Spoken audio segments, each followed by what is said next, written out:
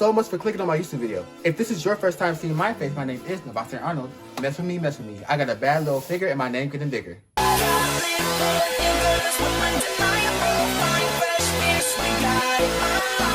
Make sure you subscribe. Oh wait. Are you subscribed? Thank you. Also, make sure you follow all my social medias. My TikTok, my Snapchat, and my Instagram. I finally reached my goal, 2K. So thank you for that. Just keep running it up. I no longer have a goal. Just keep following me on Instagram. That's my favorite platform to use. And also, a lot of y'all are adding my Snapchat, which is fine. I use Snapchat, but I add everyone back on Snap because on my public story, the one that everybody sees, I have old coaches and teachers on there that watch my story. And I don't really want them watching my YouTube content. So I add everybody back and I put you in my public 2.0 private story. It's privated, but it's called public 2.0 because literally everybody else put teachers and coaches in there. If you text me on Snapchat, I don't know. I'll probably say hey back, probably. I don't know.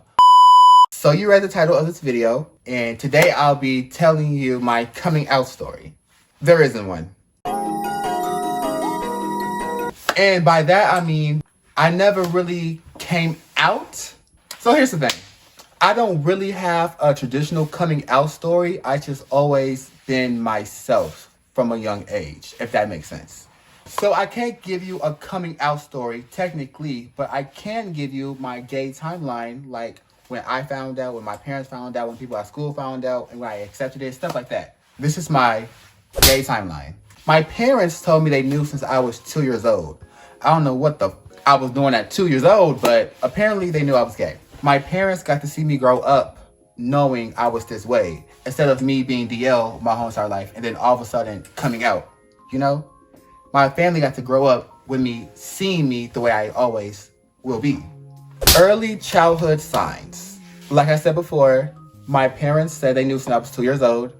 And by that, specifically, my dad was the one that said I was gay at a young age. And my mom was like, no, I'm not. No, he's not. No, he's not. Don't say that about my child. No, he's not. Why would you say that? Stuff like that. This is what I've been told by my parents. But clearly, over time, my mom has changed her perspective on that. So growing up, I always expressed how much I love singing, dancing, acting, musicals, you know, the typical gay boy things. In between like first grade and second grade, I started crossing my legs. Like, you can't see, but like crossing my legs. And every time I would do it, my mom would pop me. I guess you can say I've always been very rebellious since a young age because in my mind, I thought, why can't I cross my legs? It's like I'm just sitting the way I choose to sit. I think deep down, I was trying to give my mom a message saying, like, this is who I am. And you're going to have to accept it or not, I guess. At a very young age. Mind you, this is a very young age. That happened like a good, probably like 15 times.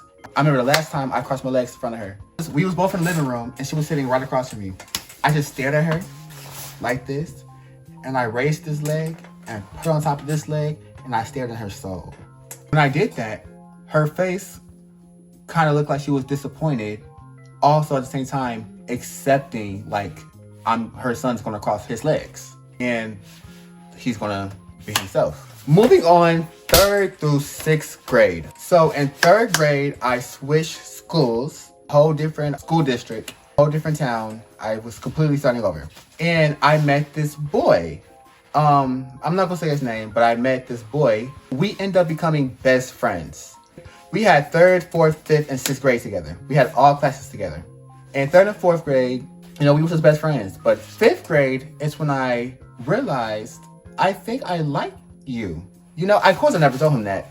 But in my head, I realized I started liking my best friend. Like more than a friend way. And then 6th grade is when I started looking at him sexually. Like I started looking at his butt. At this time, I had no clue that the word gay was a bad thing. Of course I heard it before, but I didn't associate gay with being bad, weird, or not normal. I just knew what I liked. And I didn't know that was a bad thing at the time. Also in 6th grade is when my mom finally sat me down and asked me, Navante, do you like boys? And my exact response was, I like the butts. That was my exact response. That's how I said it. I said it so chill, so regular. She was like, oh. We had the conversation and she was telling me how, that's not the word of God. She was afraid she was going to lose her religion over her son because at the end of the day, she was going to love her son regardless, She ended up telling me how she thinks it's a phase. I was like, okay, mama. But if it is a phase, this is a long, very, very long phase, mama. So, middle school. Middle school is when I started to see homophobia in real life. And that's when I realized that being gay is not considered normal. It's weird. Just all the bad stuff that comes with gay. That's when I found out. It was like every day, someone would come up and ask me, am I gay? Are you gay? Do you like boys? Vontae, are you gay?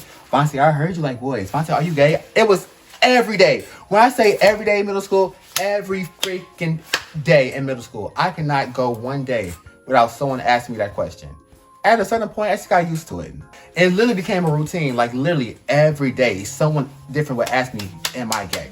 I think they was more concerned than I was. But the thing is, I guess you can say I was DL wrong. I didn't do DL right. Because in middle school, when they was always asking me every day, I will always tell girls yes, but boys no. Right? Because at the time, I assumed that every girl was okay with gay boys and like gay boys. And I was actually really disappointed when I found out that wasn't the case. But at the time, that's what I thought. So I always told all the girls yes and all the boys no. And they will always argue like, Vontae told me he was gay. No, Vontae said he was straight. No. I just let them have it. Sometimes I didn't even intervene. I just let them argue. Also, in 7th grade is when I had my first gay experience. I'm not going to talk about it. That's a different story time for a different day. 8th grade, same thing. Yada, yada, yada. Am I gay every day? Blah, blah, blah, blah, blah. So summer, 8th grade, going to freshman year, my dad found out. I never planned on telling my father. He was going to find out when I was at the altar and there was a man there. I never planned on telling my dad. Nope. And not even because I think he would give me a bad reaction. I just didn't feel like having a conversation with my dad, But my dad found out because one day I was at his house and I don't know why, because I have my own phone, but I was on his phone and I was watching gay porn.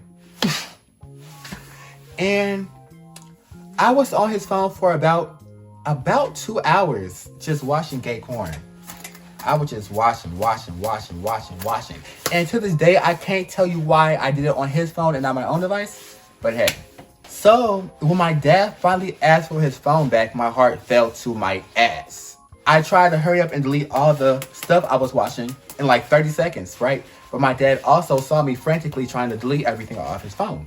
So, I ended up just wiping off the Safari app and just giving back his phone. 5 seconds later, my dad called me to his room. And at this point, I'm bawling my eyes out. Like, I'm crying because, like, I'm thinking, oh, my God, my dad gonna hate me. He don't love me no more because now he know I like boys. Oh, my God. And I'm just crying. I'm just crying my eyes out. And as I'm crying my eyes out, my dad grabs me, pulled me closer, showed me his phone. And this nigga teach me how to delete history like I didn't already fucking know. So I'm just crying. And he's like, so you press this and you hit delete. And you do it the same. You just keep doing till it's all gone. I'm like, Dad, oh my freaking God. My dad ended up telling me how he loves me. Nothing is different. And I will always be his son. So yeah, I am very blessed and fortunate to have the parents that I have. Especially being black and gay. Because I know so many other kids who parents would not go for this at all. And they will send them away, kick them out, put them in camps, and literally force the gay out of them. But my parents just generally just accepted me for who I am. I'm not saying they're not perfect. They did do some things that made me look at them sideways. But for the most part, I'm really happy that my parents were my parents. And then we go to high school. Well, at the beginning stage of high school. So freshman year, most of freshman year until like almost the end, I was still doing what I was doing in middle school. I was telling girls yes and boys no. But at the end of freshman year, I was like, why am I lying? Like, people can see right through the gay. So why am I still lying about it? So at the end of freshman year, I decided I'm just gonna stop lying to boys and to tell everybody I'm gay when they ask. My freshman year ends, and that was summertime going into my sophomore year, and that's when I lost my virginity. Going into sophomore year, I guess that's when you can say I officially came out because I just stopped lying to boys. Yeah, that's pretty much my gay timeline. You can go back and see all the different points of where I came out. It was never one big come out thing. It was just always people found out when they found out. It was like a trickle effect. And that's my story. My advice to all the DL boys or DL girls or DL trans, people who are just not ready to be fully themselves yet. My advice to you, I feel like everybody always say, don't come out until you know you're safe, until you can have your own stuff, basically don't be you. And I really don't agree with that. Don't be afraid to be yourself. And that's very easier said than done. And I understand.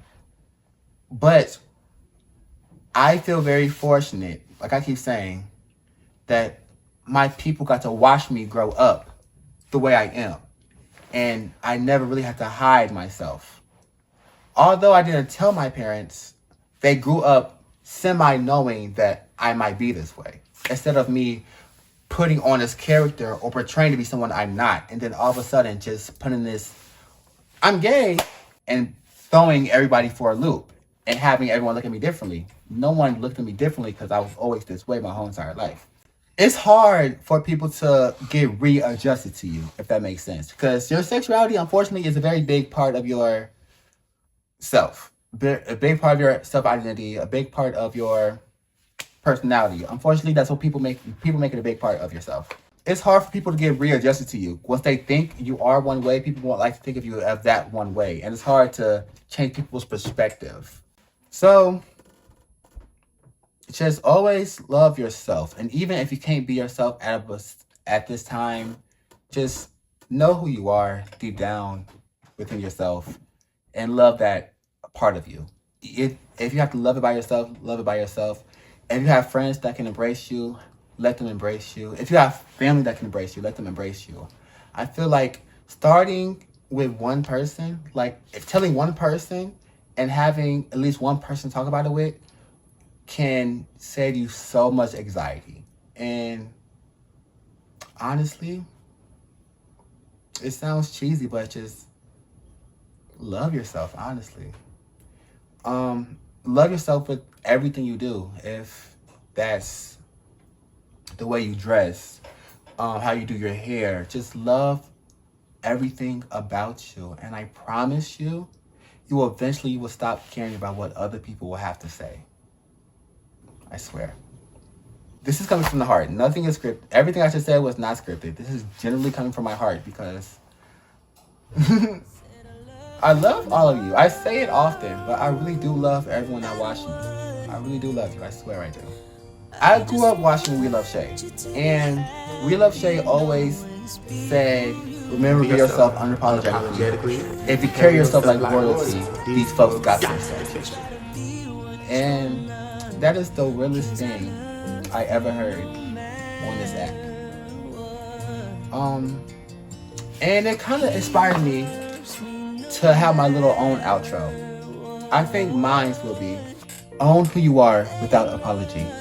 Confidence isn't ignorance. It's self-respect. I like that. Don't be scary because I don't bite. So make sure you subscribe, comment, and like. And I'll see you later.